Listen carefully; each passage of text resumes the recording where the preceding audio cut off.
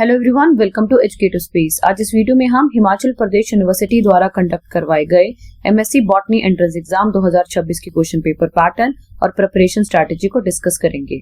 अगर हम इस एग्जाम की बात करें तो इस पेपर में टोटल आपको 100 क्वेश्चन देखने को मिलते हैं जो कि 100 मार्क्स ही कैरी करते हैं और इस पेपर को करने के लिए आपको 90 मिनट्स की टाइमिंग अलॉट की जाती है।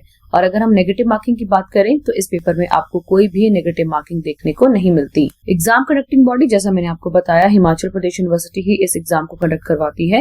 एप्लीकेशन फॉर्म आपको मार्च और अप्रैल मंथ में देखने को मिलते हैं और एग्जाम मई और जून मंथ में होता है। 15 मई से ये पेपर लगते हैं। जैसे ही कॉलेज के लास्ट सेमेस्टर के पेपर खत्म हो जाते हैं उसके बाद मई से लेके जून तक ये पेपर होते रहते हैं। जुलाई में ऑनलाइन काउंसलिंग होती है और फिर अगस्त से क्लासेस शुरू हो जाती हैं सभी जगह। उसके बाद लैंग्वेज की बात करें तो लैंग्वेज में आपको इंग्लिश में ही आपका ये पेपर आपको आएगा। सिलेक्शन आपकी मेरिट के बेस पे होगी।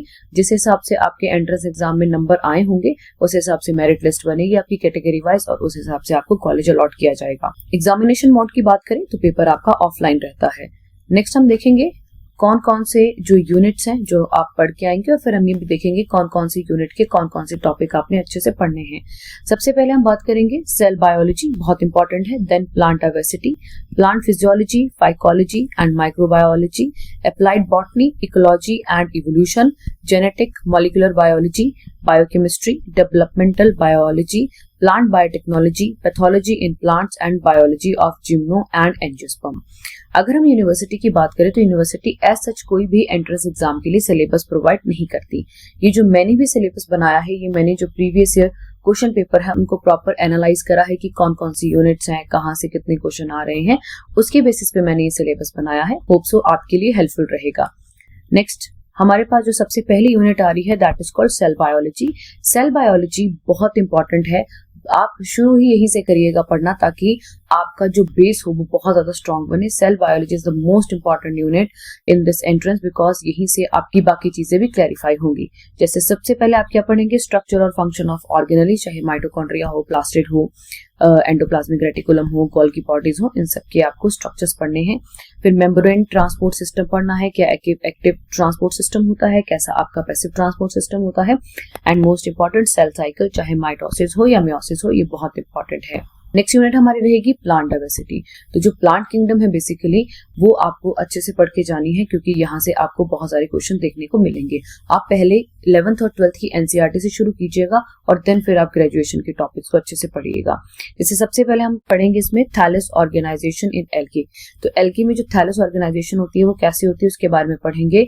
फिर क्लोरोफाइसी है और रोटोफाइसी में जरूर देखना है। और उसके बाद आता है इवोल्यूशन ऑफ ब्रायोफाइट्स। तो ब्रायोफाइट में सबसे पहले पढ़ेंगे gametophytic and sporophytic evolution, particularly in marchantiales and पॉलीट्राइकियल्स।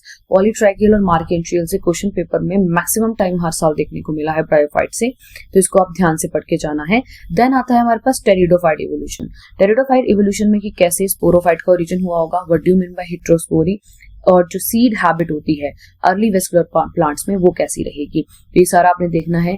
कौन गेमेटोफिटिक किसकी बॉडी रहेगी, किसकी स्पोरोफिटिक रहेगी, किसी की गेमेटोफिटिक और स्पोरोफिटिक दोनों ही बॉडी होती हैं, तो वो आपने सारा ध्यान में रखना है। देन आता है जो फिनेरोगैम्स होते हैं यानी जिम्नो और एंजियो, तो उनका जो इवोल्यूशनरी हिस्ट्री है वो आपको पता होना चाहिए और जो फॉसिल जिम्नोस्पर्म्स हैं उनके बारे में पता होना चाहिए। उसके बाद जो उनका रिलेशन है एंजियोस्पर्म के साथ, कौन कौन सी चीजें एंजियोस्पर्म के साथ मैच करती हैं, कौन कौन सी चीजें एंजियोस्पर्म से मैच नहीं करती। जैसे double fertilisation, double fertilisation is the peculiar feature of angiosperm not gymnosperm.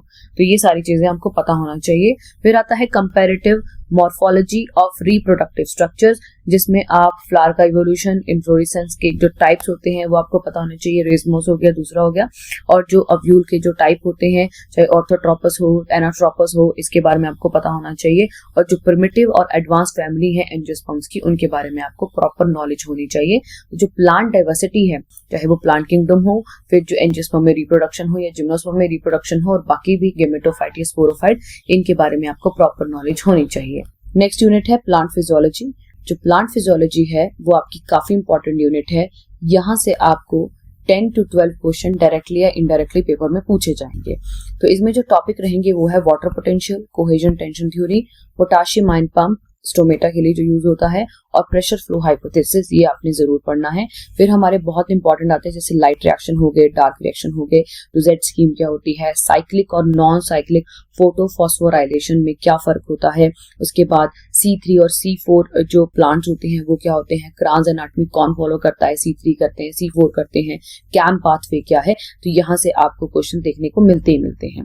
उसके बाद फोटो रेस्पिरेशन क्या होती है, जिसमें क्लोरोप्लास्ट हो गया, पेरोक्सिसोम हो गए, माइटोकॉन्ड्रिया, इन सब का क्या रोल रहेगा, ग्लाइकोलाइसिस और क्रेब्स साइकिल के बारे में पढ़ना है आपने, इलेक्ट्रॉन ट्रांसपोर्ट सिस्टम के बारे में पढ़ना है, फिर केमियोस्मोटिक थ्योरी के बारे में पढ़ना है कि कैसे एटीपी सिंथेसाइज की होती है।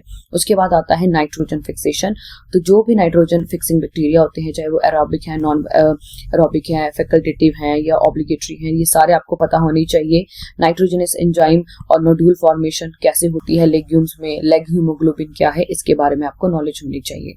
आगे हमारे पास प्लांट हार्मोन्स यानी प्लांट ग्रोथ रेगुलेटर, जो प्लांट की ग्रोथ को रेगुलेट करते हैं। सबसे पहले ऑक्सिन आएगा, जिसमें आप इंडोल 3 एसिटिक एसिड और एपिकल डोमिनेंस के बारे में जरूर पढ़ना है। मैंने आपको मेन चीजें बता दी कि कौन सा जो हार्मोन होता है किसका फंक्शन करता है। जैसे गिबरलिन होता है जो कि आपके पास वॉल्टिंग और सी टर्मिनेशन में हेल्प करता है।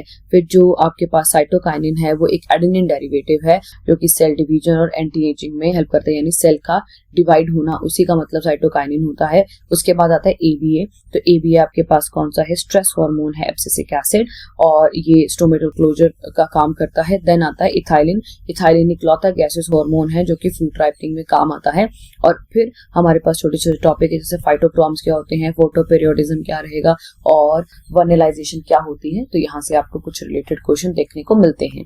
नेक्स्ट यूनिट हमारी रहेगी फाइकोलॉजी, तो phycology the study of algae, ये हमारे पास यूनिट है और इसमें आपको जो क्लासिफिकेशन सिस्टम है स्पेसिफिकली जो फ्रिट्ज और स्मिथ का है, जो एल्गे को उन्होंने क्लासिफाई किया था, वो जरूर आपने पढ़ना है। फिर जो डिफरेंट एल्गे ग्रुप्स होते हैं तो उनका पिगमेंटेशन के बेसिस पे, रिजर्व फूड के बेसिस पे और फ्लैजिलेशन के बेसिस में क्या डिफरेंस रहेगा, क्या कैरेक्टर डिफरेंट है, वो आपको जरूर जानकारी होनी चाहिए।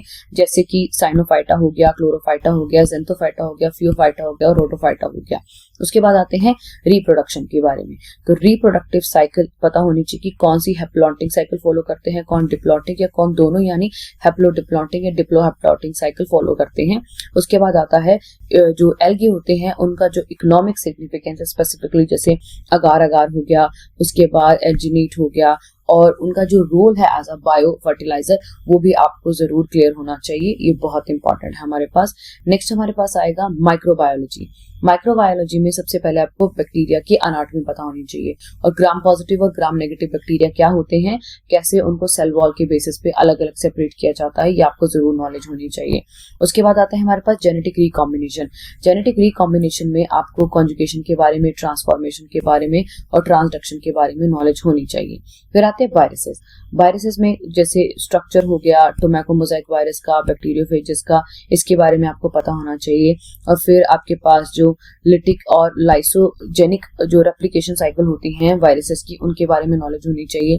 फिर आपके पास जो माइक्रोबियल ग्रोथ होती है जिसमें 4 फेजेस होते हैं, जैसे लैग हो गया, लोग हो गया, स्टेशनरी और डिक्लाइन कर्व्स हो गया, इनके बारे में आपको प्रॉपर नॉलेज होनी चाहिए। ये थोड़े से हाईली एडवांस टॉपिक हैं जो आपने पहले नहीं पढ़े होते हैं +2 तक, लेकिन आगे आते हैं, लेकिन यहाँ से हमें 1-2 क्वेश्चन देखने को जरूर मिलते हैं।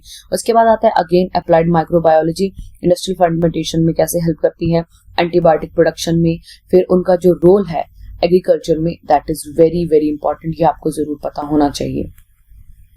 नेक्स्ट आता है आपके पास अप्लाइड बॉटनी। अप्लाइड बॉटनी में सबसे पहले तो हमने वेबुलॉफ सेंटर के बारे में पता करना है। अब क्या होते हैं वेबुलॉफ सेंटर? वेबुलॉफ सेंटर वो होते हैं जहां से कोई भी प्लांट स्पीशीज पहली बार ओरिजिनेट हुई हो। सबसे पहले तो ये देखना है कि सारे मेजर क्रॉप कहाँ से ओरिजिनेट हुए होंगे, वो हमने देखना पड़ता है। उसके बाद जो सेरल्स हैं, लेग्यूम्स हैं, ठीक है, उनके बोटानिकल नेम्स, कुछ कॉमन कौन सी फैमिली को बिलोंग करते हैं, कौन सा पार्ट यूज होता है जब हम व्हीट खाते हैं, राइस हो गया, मेज हो गया, ग्राम हो गया, सोयाबीन, तो उनके कौन से पार्ट्स का इस्तेमाल करते हैं हम लोग, प्लांट के कौन से पार्ट का इस्तेमाल होता है इन सब चीजों में, नेक्स्ट हमारे पास आएंगे मेडिसिनल प्लांट। इनकी जो मेडिसिनल प्रॉपर्टीज होती है उनके बारे में आपको नॉलेज होनी चाहिए। जैसे सिनकोना हो गया, उससे एंटी मलेरिया ड्रग बनाए जाते हैं। जैसे नीम हो गया, एंटी वायरल ड्रग्स बनाए जाते हैं, एंटी बैक्टीरियल ड्रग्स भी बनाए जाते हैं। अश्वगंधा हो गया। तो इन सब की क्या क्या मेडिसिनल प्रॉपर्टी है और इनको प्लांट के कौन से पार्ट से डिराइव किया जाता है, इसके बारे में भी आपको नॉलेज होनी चाहिए। फिर हमारे पास इंडस्ट्रियल क्रॉप हो गए, जैसे नेचुरल रबर हो जाता है, टिम्बर हो गया, आपके पास जो फाइबर्स हो गए, कैसे कौन से प्लांट के पार्ट से ऑब्टेन किए जाते हैं, क्या प्रोसेस होती है। फिर चाहे टी हो, कॉफी हो, इनके कौन से, इनके अंदर जो केमिकल्स होते हैं वो कैसे ब्रेन के न्यूरोट्रांसमीटर के ऊपर फंक्शन करते हैं, इनके बारे में आपको प्रॉपर नॉलेज होनी चाहिए। देन हमारे पास आते हैं बायो फर्टिलाइजर्स। बायो फर्टिलाइजर्स में आपको राइजोबियम हो गया, एजोटोबैक्टर हो गया, माइक्रोरिजे हो गया। नेक्स्ट हमारे पास है इंडस्ट्रियल फर्मेंटेशन, जिसमें ईस्ट का कैसे यूज किया जाता है, बैक्टीरिया का कैसे यूज किया जाता है अल्कोहल प्रोडक्शन के लिए, ऑर्गेनिक एसिड का कैसे किया जाता है, एंटीबायोटिक्स कैसे बनाई जाती हैं। तो ये सब अप्लाइड बॉटनी का पार्ट है, तो इसको जरूर आपने थोड़ा बहुत देख के जाना है। नेक्स्ट आते हैं हमारे पास इकोलॉजी एंड इवोल्यूशन। इकोलॉजी में हमने पॉपुलेशन एट्रीब्यूट्स के बारे में, सैनिटैरिटी, मोर्टेलिटी के बारे में पता होना चाहिए। कम्युनिटी इकोलॉजी क्या होती है, कैसे सक्सेशन होता है, प्राइमरी सक्सेशन क्या है, सेकेंडरी सक्सेशन क्या है, एंडार्क कंडीशन क्या होती है, ज़राक कंडीशन क्या होती है, व्हाट आर इकोटोन्स, ये सारी चीजें क्या है। जो इकोसिस्टम एनर्जेटिक्स हैं वो पता होना चाहिए। व्हाट आर बायोजियोकेमिकल साइकिल, जिसमें मिनरल्स क्या होते हैं, जैसे फॉस्फोरस साइकिल होगी, कार्बन साइकिल होगी, इनके बारे में आपको नॉलेज होनी चाहिए प्रॉपर्ली। और जितने भी आपके पास इकोलॉजिकल पिरामिड्स आते हैं, इकोलॉजिकल सिस्टम आते हैं, कैसे फंक्शन करते हैं, इनके बारे में भी आपको प्रॉपर नॉलेज होनी चाहिए। फिर आता है इवोल्यूशन। तो जो लेमार्कनिज्म और डार्विनिज्म की थ्योरीज हैं वो कैसे प्लांट पार्ट में अप्लाई होती हैं, what is natural selection, Hardy Weinberg equilibrium क्या है, स्पीशीएशन क्या होती है, और फाइलोजेनी क्या है, ये क्या उनकी हिस्ट्री थी, उनकी जो भी एंसेस्ट्रल हिस्ट्री कैसी थी, कैसे स्पीशीज ओरिजिनेट हुई हैं, प्लांट का जो इवोल्यूशन था, कैसे जो पानी से होते हुए जमीन पर आए, कैसे उनके पास वेसल्स डेवलप हुए, क्या थे, वो सारा का सारा इवोल्यूशन वाला पार्ट आपको पता होना चाहिए। नेक्स्ट आता है हमारे पास जेनेटिक्स। जेनेटिक्स में हमने मेंडेलियन प्रिंसिपल पढ़ने हैं, जो आपके पास जैसे वो मटर के पौधे पे एक्सपेरिमेंट किया गया था। 3 मेंडेलियन प्रिंसिपल कौन से हैं, monohybrid, dihybrid, test cross क्या है, बैक क्रॉस क्या है, यहाँ से आपको क्वेश्चन आएगा ही आएगा। ठीक है। फिर लिंकेज और क्रॉसिंग ओवर का क्या फिनोमिना है, जीन मैपिंग क्या होती है, म्यूटेशन और एक्स्ट्रा क्रोमोसोमल जो इनहेरिटेंस हो जाती है जिसके कारण म्यूटेशंस आती है, और म्यूटेशन फिर जाके इवोल्यूशन को लीड करती है, तो इसके पीछे क्या क्या कारण रहेंगे। नेक्स्ट आता है हमारे पास मॉलिक्यूलर बायोलॉजी। मॉलिक्यूलर बायोलॉजी में आप डीएनए रेप्लिकेशन के बारे में पढ़ेंगे, चाहे वो प्रोकैरियोटिक में हो या यूकैरियोट्स में हो। फिर ट्रांसक्रिप्शन, ट्रांसलेशन, जेनेटिक कोड पता होना चाहिए आपके पास। आपको gene regulation, specifically lac operon के बारे में नॉलेज होनी चाहिए। और most important one, structure of DNA, that is very very important, तो इसके बारे में आपको प्रॉपर नॉलेज होनी चाहिए। नेक्स्ट आता है हमारे पास बायोकेमिस्ट्री। बायोकेमिस्ट्री में आप कार्बोहाइड्रेट, लिपिड और प्रोटीन के मेटाबॉलिज्म और स्ट्रक्चर के बारे में स्टडी करेंगे। एंजाइम काइनेटिक्स और इनहिबिशन क्या होता है उसके बारे में देखेंगे। विटामिन्स को एंजाइम कहाँ से डिराइव किए जाते हैं, क्या बॉडी में फंक्शन करते हैं, इनके बारे में आपको प्रॉपर नॉलेज होनी चाहिए। नेक्स्ट यूनिट आएगी डेवलपमेंटल बायोलॉजी। डेवलपमेंट बायोलॉजी में आपने माइक्रोस्पोरोजेनेसिस, जैसे फॉर्मेशन ऑफ पोलन ग्रेन बोला जाता है माइक्रोस्पोरोजेनेसिस को, मेगा स्पोरोजेनेसिस जिसमें एम्ब्रियोसाइट कैसे बनेगा, डबल फर्टिलाइजेशन क्या है, उसके बाद सीड डेवलपमेंट कैसे होगी, कैसे रूट और शूट डेवलप होंगे, और आपके पास कैसे फ्लोरल डेवलपमेंट होगी, तो कैसे फ्लावर्स डेवलप हुए थे, ये सारे के सारी चीजें आप डेवलपमेंटल बायोलॉजी में पढ़ेंगे, जो कि बॉटनी के कॉन्टेक्स्ट में होगा। नेक्स्ट आपके पास आता है प्लांट बायोटेक्नोलॉजी। प्लांट बायोटेक्नोलॉजी एक बहुत इंपॉर्टेंट एस्पेक्ट है बॉटनी का, जिसमें हम देखते हैं कि कैसे हम छोटे छोटे सेल्स को, टिश्यूज को प्रोपेगेट करके एक नया सेटअप प्लांट बना सकते हैं। तो प्लांट टिश्यू कल्चर में सबसे पहले आपके पास माइक्रो प्रोपेगेशन आएगी, जिसके उसके बाद सोमैटिक हाइब्रिडाइजेशन हो गया, फिर हैप्लॉइड प्रोडक्शन हो गया, ये सारी चीजें आप प्लांट टिश्यू कल्चर में देखेंगे। फिर आता है रिकॉम्बिनेंट डीएनए टेक्नोलॉजी। तो जो आपके पास जैसे एग्रोबैक्टीरियम ट्यूमिफिकेशन है, ठीक है, उसे आरएनए जो इंटरफेरेंस टेक्निक है उसमें इस्तेमाल करा जाता है, जीन ट्रांसफर करने के लिए इस्तेमाल किया जाता है। और जो रिस्ट्रिक्शन एंजाइम्स होते हैं, बहुत सारे टूल्स होते हैं जो बायोटेक्नोलॉजी में काम करते हैं, वो कैसे होता है, लाइगेजेस एंजाइम क्या होता है, पॉलीमरेज चेन रिएक्शन हो गया हमारे पास, और जो ट्रांसजेनिक प्लांट बनाए जाते हैं, they are very very important. Transgenic plant को बनाने के कई कारण होते हैं। हो सकता है हमें ड्रॉट रेजिस्टेंस वैरायटी बनानी हो, डिजीज रेजिस्टेंस वैरायटी बनानी हो, हाई यील्ड वैरायटी बनानी हो, तो इन सब के लिए हम ट्रांसजेनिक प्लांट्स बनाते हैं। जैसे आपके पास बीटी कॉटन हो गया, जो पेस्ट रेजिस्टेंट क्रॉप है, एक गोल्डन राइस हो गया जो कि न्यूट्रिशन रिच एक आपका क्रॉप है जिसमें विटामिन ए की इनरिचमेंट की जाती है। ऐसे बहुत सारे एग्जांपल्स होंगे जो कि आपने देखने हैं कि किसमें क्या क्या किया जाता है, लेकिन ये काफी इंपॉर्टेंट एस्पेक्ट है बॉटनी का। यहाँ से भी आपको 2-3 क्वेश्चन इजीली देखने को मिलेंगे। नेक्स्ट है पैथोलॉजी इन प्लांट। 2 या 3 क्वेश्चन आपको पूछे ही जाएंगे कि कौन सा जो डिजीज है उसे बैक्टीरिया कॉज करता है या वायरस कॉज करता है, कौन कॉज करता है। एक बार आपसे पूछा जाए कि कॉजेटिव एजेंट उसका कौन सा होता है, तो इंपॉर्टेंट है।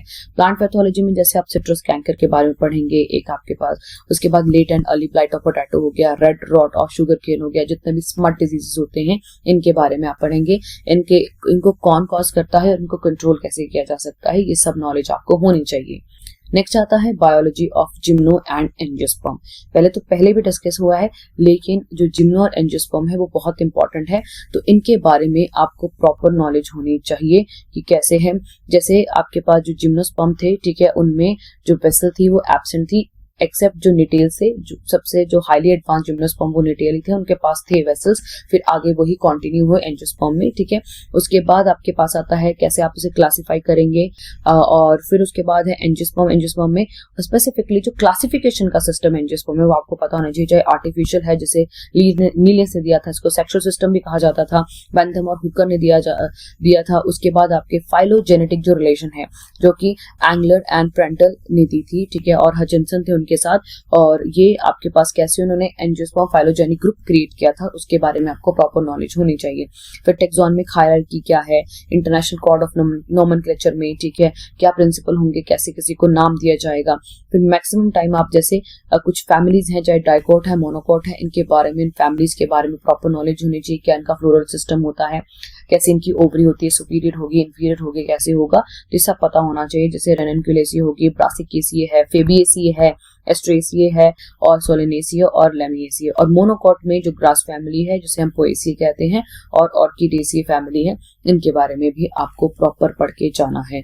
होप सो ये आपको वीडियो हेल्पफुल लगी होगी। अगर आपको वीडियो हेल्पफुल लगी है तो जरूर शेयर करें, चैनल पे नए हैं तो चैनल को सब्सक्राइब करें, और आने वाली वीडियो की नोटिफिकेशन के लिए बेल आइकन पर क्लिक करें। Thanks for watching.